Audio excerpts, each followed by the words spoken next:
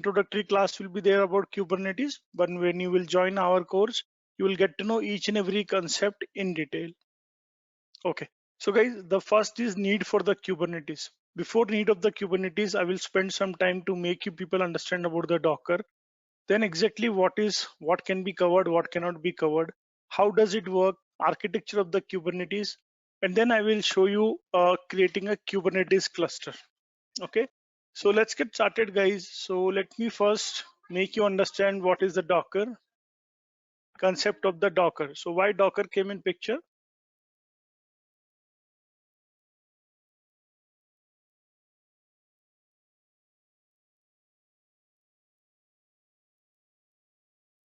Okay, so guys, let's say if I'm working in an environment, okay, I'm working in an environment, okay, and in the environments I have, in the environments I have multiple categories are there, like dev environment,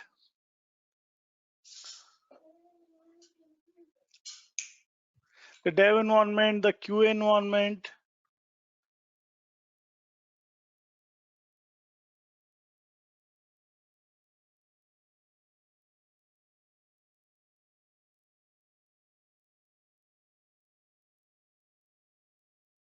okay, the dev environment, the QA environment, the uh, SIT environment, the pre-prod environment, and the prod environment.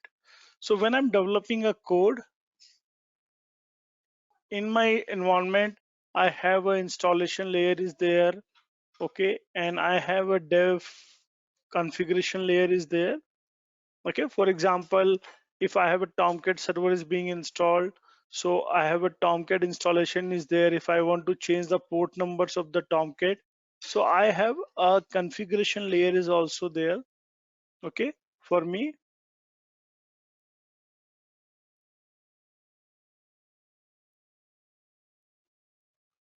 which is same across all the environments.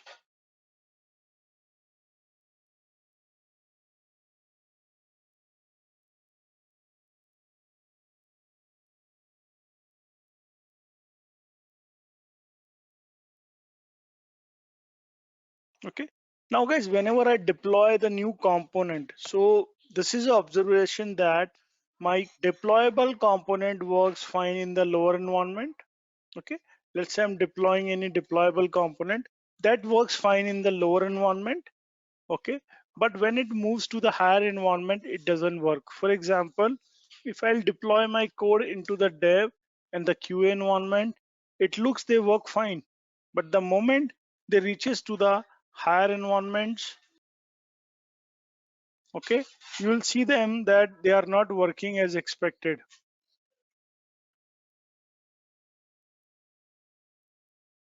Can someone tell me why they doesn't work when it moves the code into the higher environment?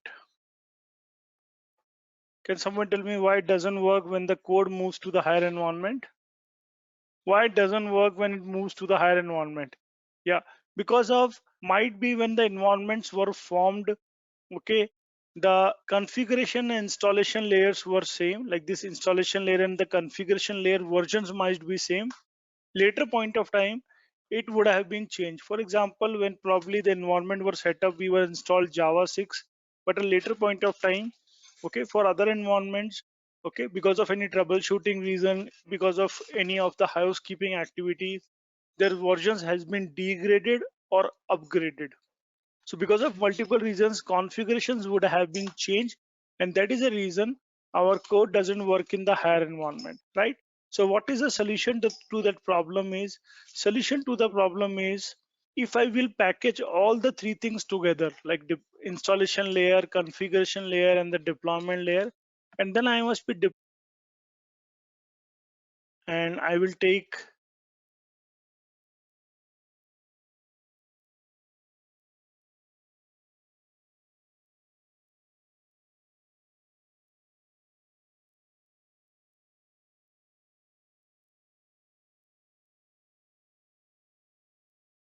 so I have QA is there, SIT is there, pre-prod is there, prod is there, okay. So what I must be doing is now I must be packaging all the dependencies in a package solution. So what I must be doing is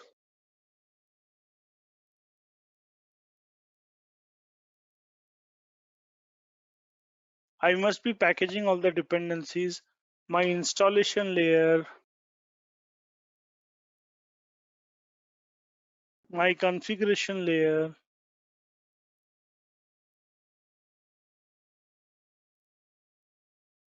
my deployment layer. So what I must be doing is I must be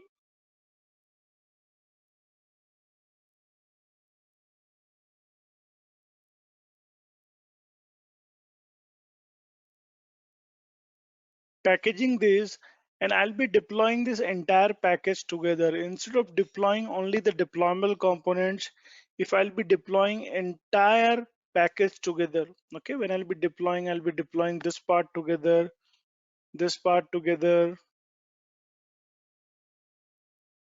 this part together, this part together, then I can get rid out of my problems of having different configurations in different environments, right? Okay, so guys, agree with this approach? Can I solve my problem of having different configurations so that my code should work seamlessly from lower environment to the higher environment?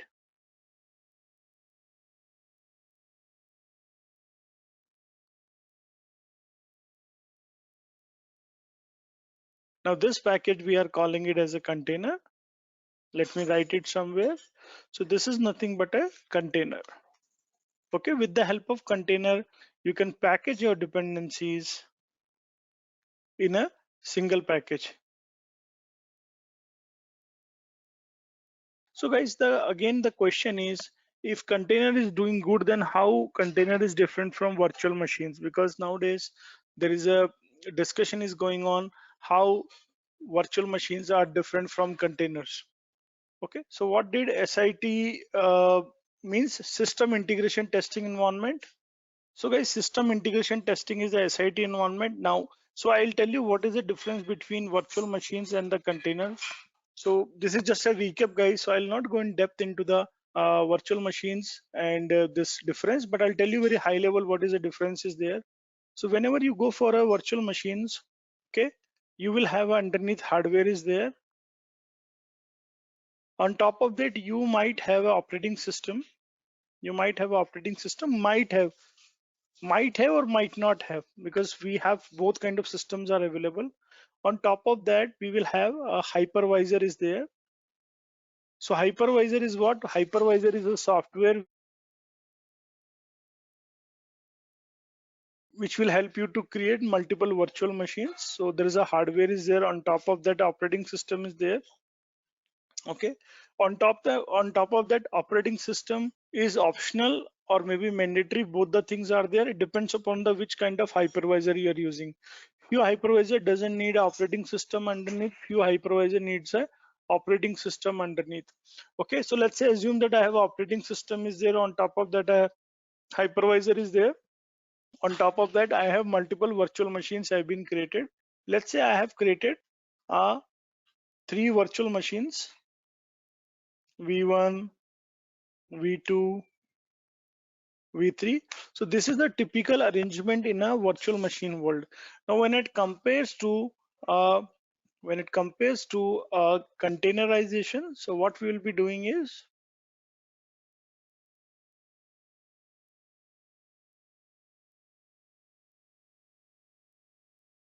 in containerization world also you will have a hardware is there. Okay, on top of that operating system is there.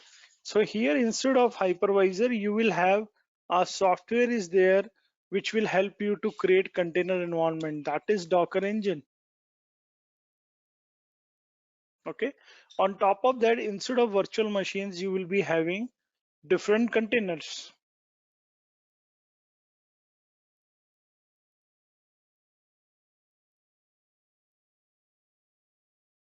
Okay, on top of that you will have a different containers are there, D1, D2, D3. So you will have multiple containers on top of that. we have same type of arrangement is there in between virtual machines and the containers, then what is the difference between them? So around, let me take 2 GB of RAM is there, okay, which is required to start the operating system. On an average, I'm taking. V2 also OS is taking 2 GB of RAM. V3 also, it's taking 2 GB of RAM. Now guys, in the V1, okay, if I have to run an application which will consume 0.5 GB of RAM, so my overhead is 2 GB of RAM, which is a operating system RAM. Again, for app equals to, let's say 1 GB of RAM is required if I'm running an application. Again here, if I'm running an application, let's say 1.5 GB of RAM is required. So you'll see all together OS dependency, I need 6 GB of RAM. Okay, and app I required almost 3 GB of RAM.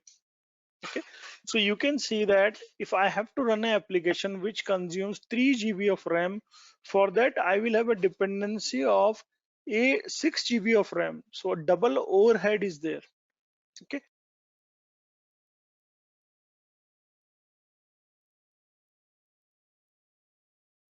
let's say boot up time is 2 minutes are there. Now if I'll compare these figures with the containers, so you will see the drastic change would have come when it compares to containers to here. Okay, so you will be surprised to see that containers doesn't need any memory to start, or if it needs, it's in very minimal memory which can be ignored, which should not be counted, maybe 0.01 MB or 1 MB or 10 MB, very less memory. Okay, so in case of containers, your overhead of starting the virtual machine type, unlike like operating system, there won't be any overhead.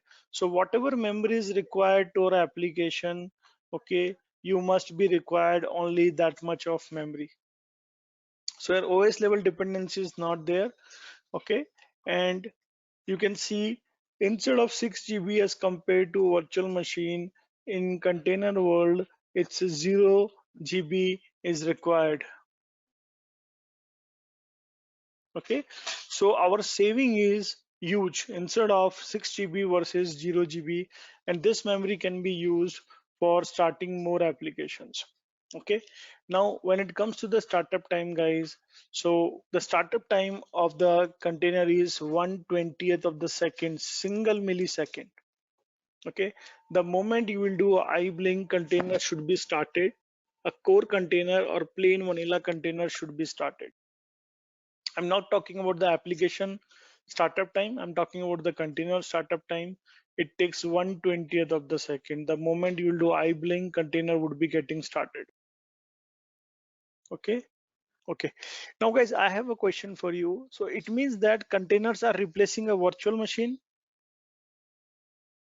Okay, in this case, if I install a different operating system, a VM as a compared to host operating system will have its own kernel. See, kernel will be of only host operating system. Guest operating system, which is lying in the container, will not have its own container. It will be sharing the container, which is of host operating system. Okay, so my question is, does it mean that containers are replacing the virtual machine? Does it mean containers are good to replace the virtual machine? Okay, so guys, gradually this is the plan, in the industry. Okay, industry wants to replace virtual machines with the containers, but to start a container underneath operating system is required. So virtual machine cannot be completely ruled out in the market. Okay, apart from that, um, monolithic application, traditional application, legacy application, which carries the huge code base, they are not meant to be converted into the containers. Okay, but nowadays the companies are moving into the microservices based architecture. So more transformation in the microservices based architecture will leads to a container based implementation. Okay, now guys, good, one container is there, I can manage. Now suppose guys, okay, suppose guys, mm, microservices world is there. So I'll tell you what is the background of the microservices world. Okay, earlier there was a web service is there. Okay, earlier there was a web service is there. Let's say web service 1, web service 2, and web service 3.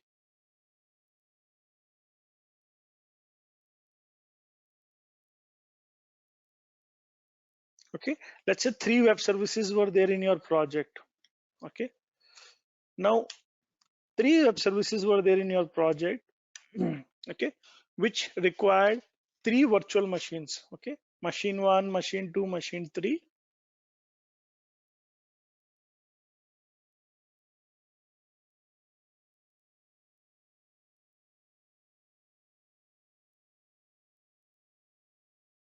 Which requires machine 1, machine 2, and machine 3. Now guys, when we were in the SOA architecture, service oriented architecture, we were deploying our code into 3 virtual machines because we were having 3 web services. Now in the new microservices world, we have divided each web service into multiple microservices. Okay, multiple microservices. Let's say if I divided each web service into 5 microservices.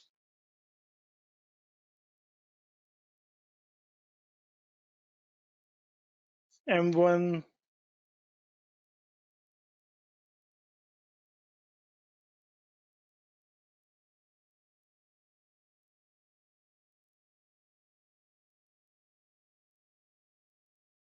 okay, if I will divide them in multiple microservices,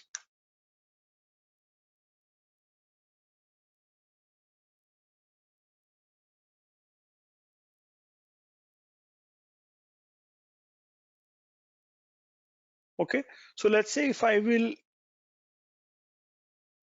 divide such combinations for web services 2 also, web services 3 also. So now for 3 web services, I was using 3 virtual machines, right? So do you think for 15 microservices, I should use 15 virtual machines? 3 web service for 3, see, we are replacing web services with the microservices. So for microservices, do we need 15 virtual machines? No. Okay, then what is the solution, guys?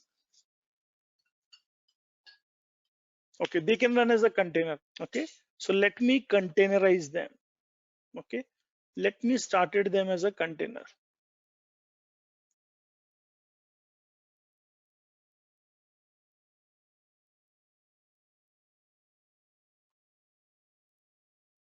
Now guys, if I have 15 microservices are there and for them we have 15 containers are there, then what would be the challenges are there to manage 15 microservices?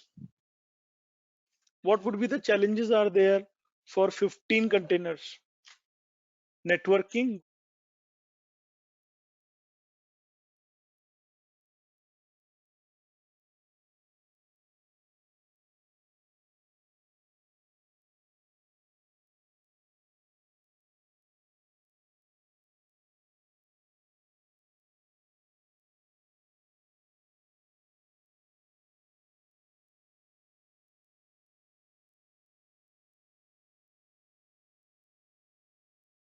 Okay, right? Security, right? Security is also one of the aspect, right? So do you think guys you can manage all these things manually? Let's say if I am a developer or you are a developer, will I able to develop a script which will manage all these things, okay, by managing these many containers? Do you think it's possible? So what is the solution? Solution is only guys one, okay, that we should have a orchestration engine will be with us. A container orchestration or container orchestrator will be with us. Okay, so container orchestrator,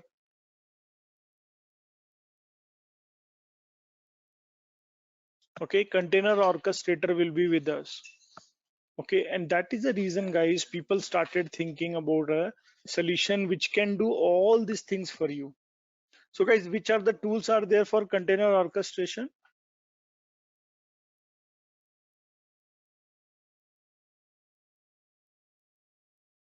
Okay, so guys, to my knowledge, the first tool which was launched into the market was Apache Mesos. Okay, which is nowadays kind of a dying tool. I don't see any implementation of Mesos. Okay, and then another tool came into the market, which was Docker Swarm. Okay, and then another tool came in market from, okay, that is Kubernetes.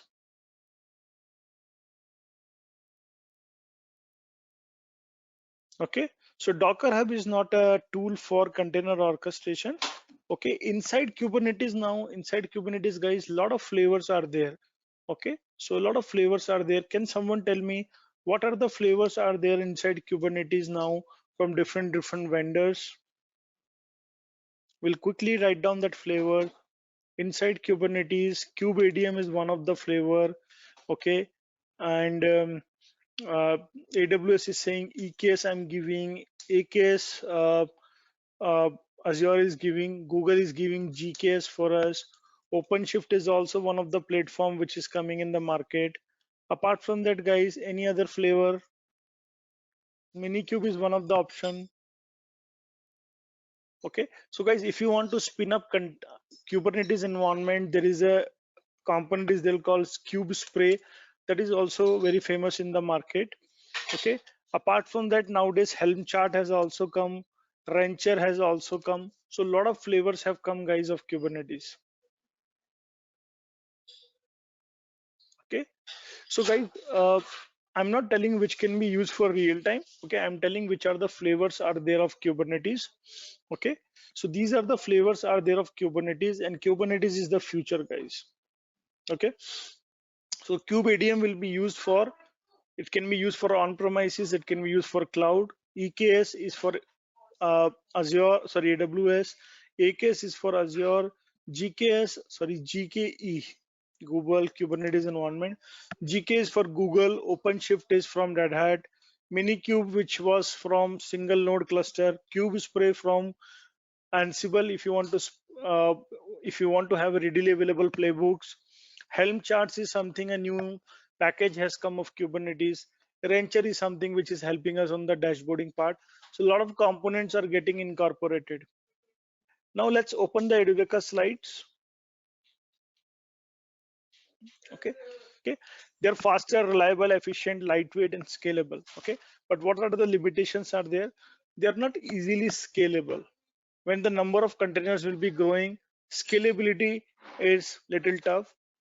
Okay, so problems with scaling up the containers are containers could not communicate to each other. Containers had to be deployed appropriately. Okay, let's say you have 50 containers are there. Which container will be a front end container, which container will be a back end container? It will be a problem. They have to be managed carefully. Auto scaling is not possible. Distributing traffic was still a challenge. Okay, so these are the challenges are there, guys, which I talked also about. Okay, but there are some more organized challenges are there. We need a container management tool. Okay, so as I told, there are multiple tools are there. Its journey has started from Apache Mesos, then Swarm, then Kubernetes. Okay, Kubernetes was famous because Kubernetes is a giant, and it is from the Google, and later donated to CNCF. Yeah, so these are the features are there of Kubernetes. So I'll tell you with whatever we have learned. So self-healing. So if container dies, another container will be spin up. For example, if you set a replica of 4, so your orchestration engine will make sure that your replica will always be 4. Okay, so if a container dies because of any reason, let's say you have 5 virtual machines are there, in which virtual machines you are running five containers, because of any reason one virtual machine goes down, then other virtual machines will take the load. Self-healing techniques are there. Okay, second, horizontal scaling. Okay, let's say if you set the threshold that if my threshold of the application goes beyond 70% of CPU utilization, you should spin up one more container. So that is also there, that we call it as a HPA, horizontal pod scaling. Okay, secret and configuration management. So guys, secret and configuration management as in whatever password you want to encrypt, okay, that will be very much encrypted. Okay, and if you want to plan some security like role-based accesses, that also can be done easily with the Kubernetes. Okay, service discovery and load balancing. Let's say if you have 30, 40, 300, 400 containers are there, how the load will be distributed. And service discovery, for example, okay, in your company you have two departments are there, HR department and the technical department. So your one set of containers will be serving HR department, one set of containers will be serving your other department. So when you will access a URL, for example educa.com/trainers/students, so how this service discovery will be happening, that is also very well possible with the Kubernetes. Storage orchestration, so whenever you store the containers and their logs, there is a ways there by which you can easily store, okay, their logs. So storage is also very much optimal there. That's why you're talking about the storage orchestration. Batch execution, if you want to run huge number of data with the help of containers, that is also possible. Automatic rollbacks and rollouts. Okay, if let's say while doing the deployments in the production, you will get to know that few of the containers are not responding, then easily they can be rolled back. Okay, that mechanism is there. So for containerization app, um, Kubernetes to best compare, Kubernetes cannot do containerization for you. I'll show you when we install it. Okay, Kubernetes is actually robust and reliable, a container orchestration platform, best solution for scaling up containers, backed by huge community that is there.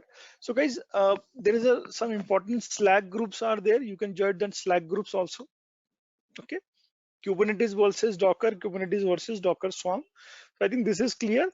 For to manage multiple containers, you have orchestration engine there, which could be a Docker, Kubernetes, or Docker Swarm. But yeah, there is a difference is there between Docker Swarm and Kubernetes, which people has to know. Okay, so guys, this is a difference is there between Kubernetes and Docker Swarm. Kubernetes is complicated to install and initially to understand. Swarm is just one liner is there. It will be helping you to install the Swarm.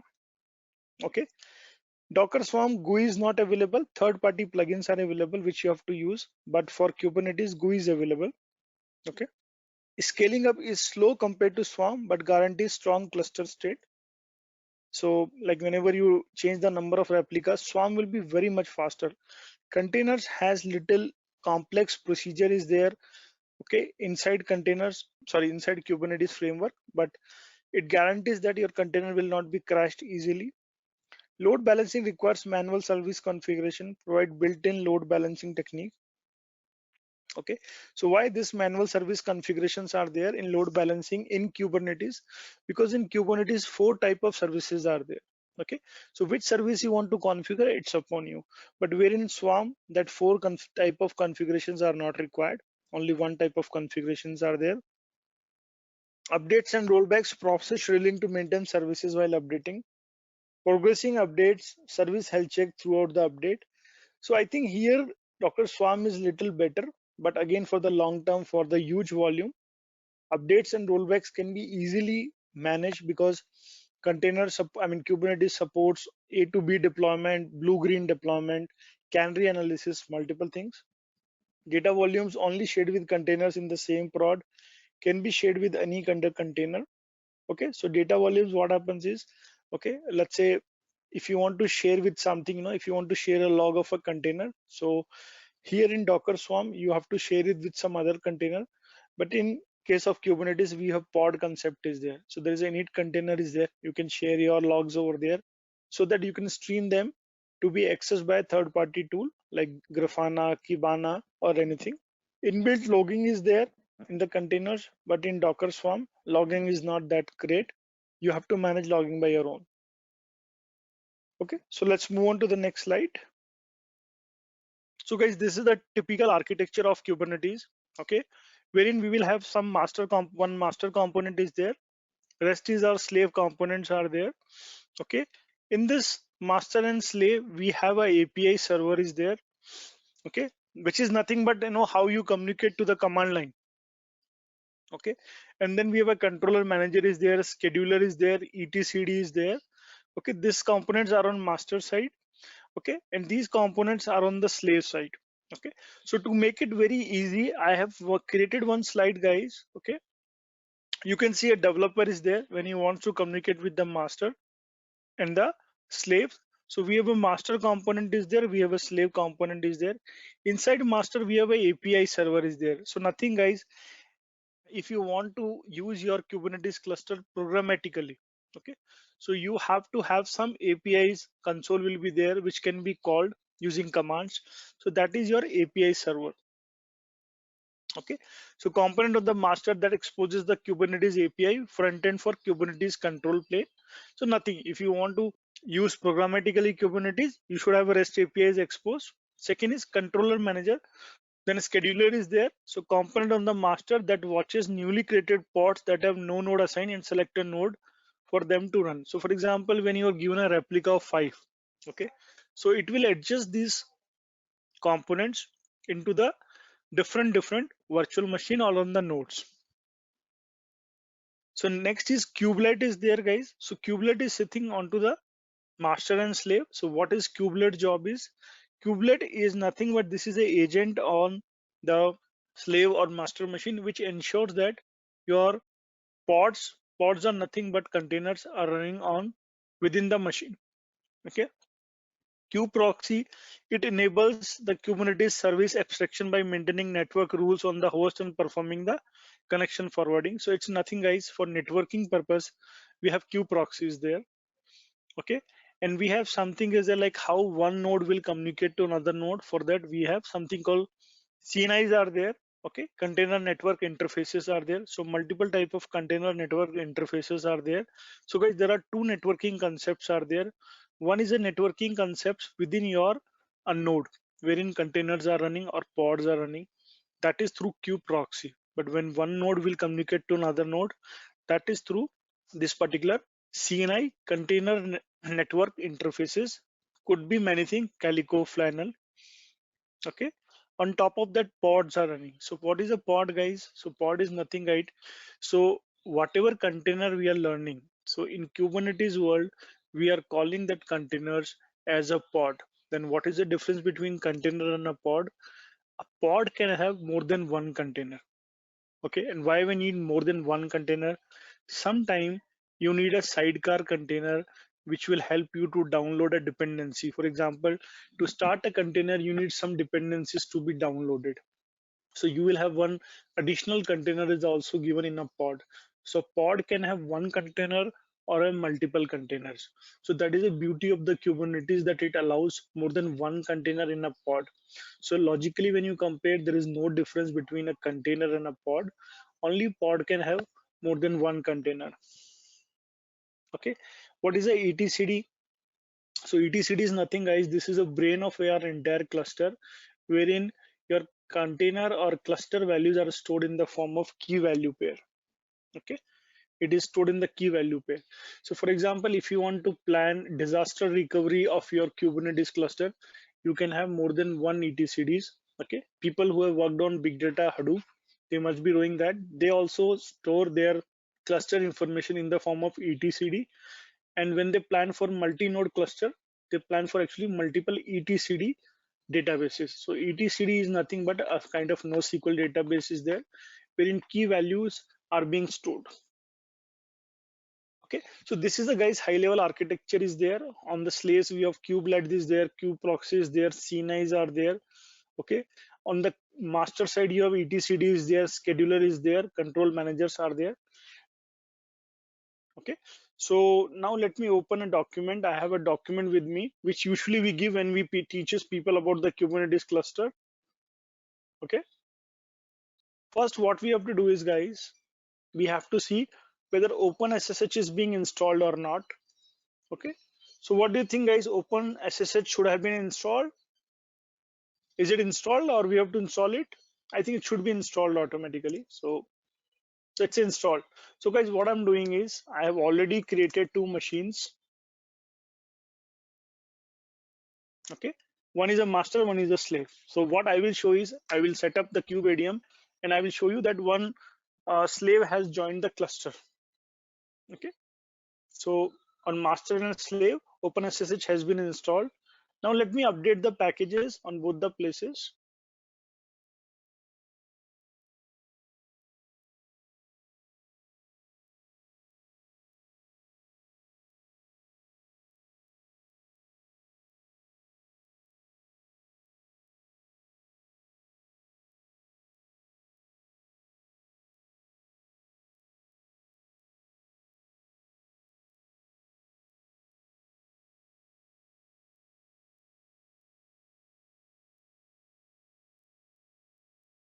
So guys, we should have a container engine also available. Okay, so let me install the Docker.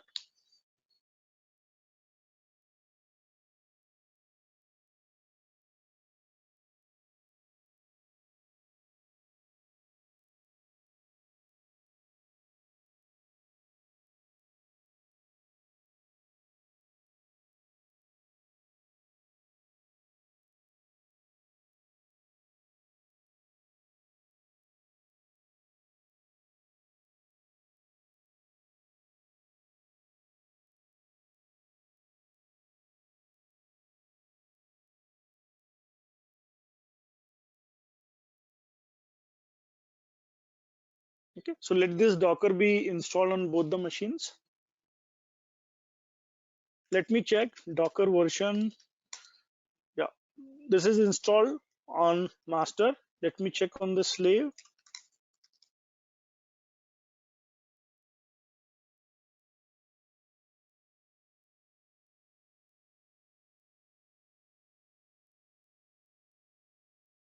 Okay, installed. Now next is guys, we have to install kubeadm, kubelet, and kubectl. Okay, all the three components on both the places. For that, we have to first install the curl command, which doesn't come by default on both the machines. So let me pick up from the document command for curl.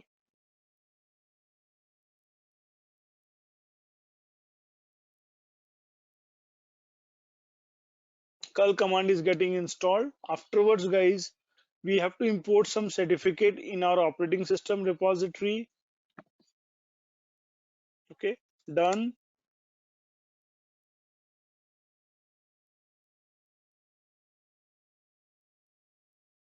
Okay, afterwards, I have to add these certificates in my package. Okay, and then now I have to take some updates.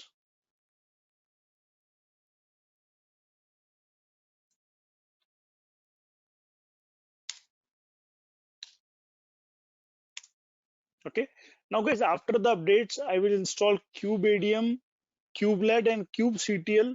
These three components are there which are required everywhere in the system, both the systems or entire cluster.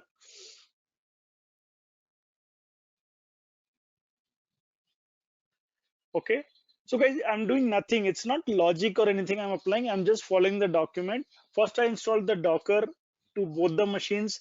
Then I imported the certificates which has to be added in the repository of the operating system so that I can install these three packages: kubelet, kubeadm, and kubectl. Okay, now there are some environmental variables are there that has to be added in both the machines.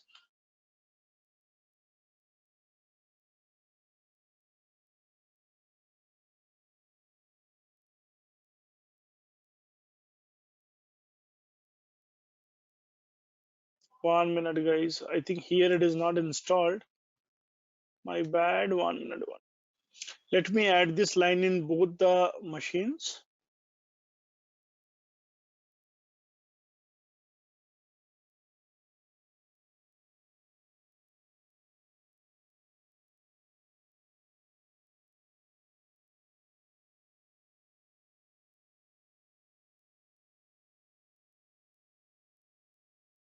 Okay, so I have added this configuration both the machines.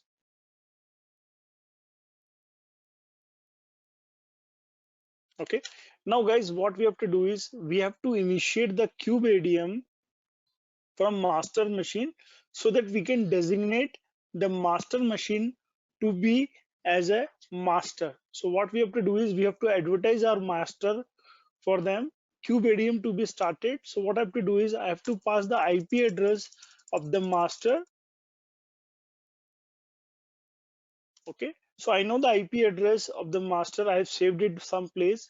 So since guys I am working on AWS, I am sharing here private IP address of my master.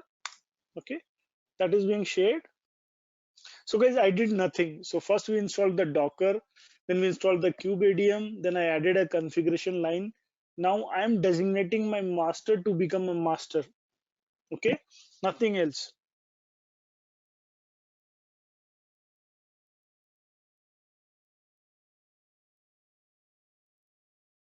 Okay, so guys, this is the command is there which I have to save it, because this command will be used to add any particular machine as a part of this cluster. So what I'll be doing is now, okay, there is one more command is there. To start using cluster, you need to run the following as a regular user. So I am with root user at the moment. Okay, so what I'll be doing is I'll be going to Ubuntu user. Okay, and I'll be running these three commands.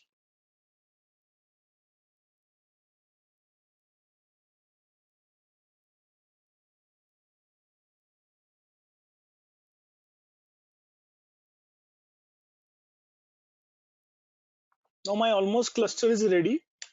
Okay, but what I'll be doing is I will see whether my all the pods are running on master or not.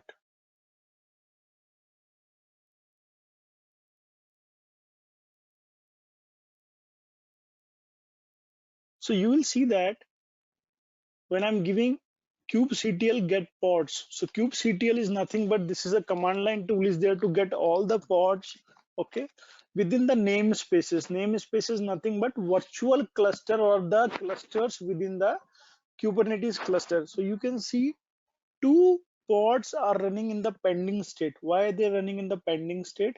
Because that needs a CNI, Kubernetes, sorry, container network interfaces. So I have to install a container network interfaces. And if I'll do kubectl get nodes, you will see at the moment in my cluster, I have only one node is there. Okay. So two things I have to do guys. I have to fix this problem so that my all pods should be running, and I should add another slave as a part of my cluster. So what I'll do is I will search in the Google, install Kubernetes on Ubuntu. Okay. So somewhere I'll get this thing.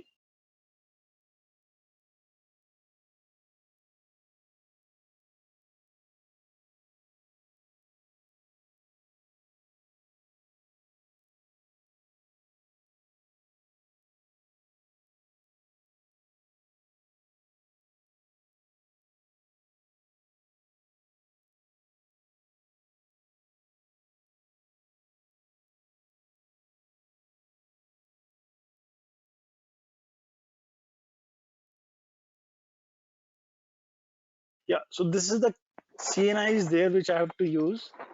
So let me apply this CNI. So guys, CNI is nothing but this is a networking plugin is there which we have to install. Now you can see if I will run the command namespaces, now you can see pods are changing. Okay, some pending pods are coming in running state, running pods are coming in pending state. So we'll wait for some more time.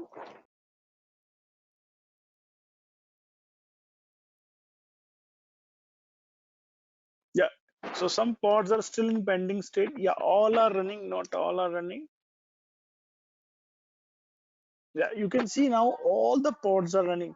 So my cluster is ready guys, but in my cluster only master components are there. If I'll do kubectl get nodes, then you will see only master is there as a part of my cluster. So I saved this command so that I can add any other node as a part of my cluster. So let me run this command in the slave machine. Okay.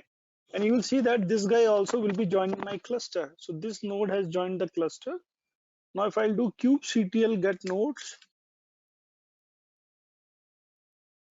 you will see I have one more guy who's joined my cluster. Okay, so now I have two clusters are there. Okay, so guys, I wanted to show you quickly a hands-on part. That's why I was little fast. So I'll tell you what I did. So don't be confused when you will join our course. We'll explain each and every concept in detail. So what I've done is I pick up two virtual machines. Okay, in both the machines I installed Docker as a component, okay, which is a required mandatory component. And I wanted to install kubeadm, kubectl, and kubelet, three components in both the machines. So what I did is first I imported the certificates which will allow me to install these three packages. So I installed all the three packages in both the machines. Now if you remember in the architecture I told to communicate one machine to another machine, I need a network plugin. I call this network plugin as a container network interfaces CNI. So the famous CNI which we'll be using is Calico. So from the internet, I found a command which will help me to install the CNI, that is a Calico. So I installed the Calico CNI, which will help me to complete my cluster installation. Then my master I designated as a Kubernetes master, kubeadm master. Now my cluster is ready, but in my cluster only I had only one master machine. So I wanted to add slave machines into it.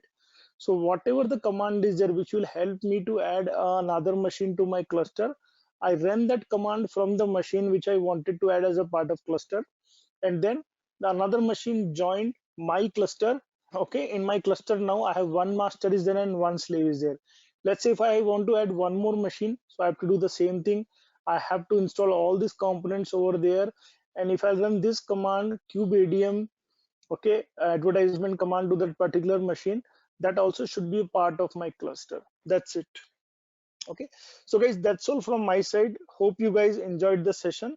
Okay, and I would say, join our advanced course, then you'll get to know each and everything.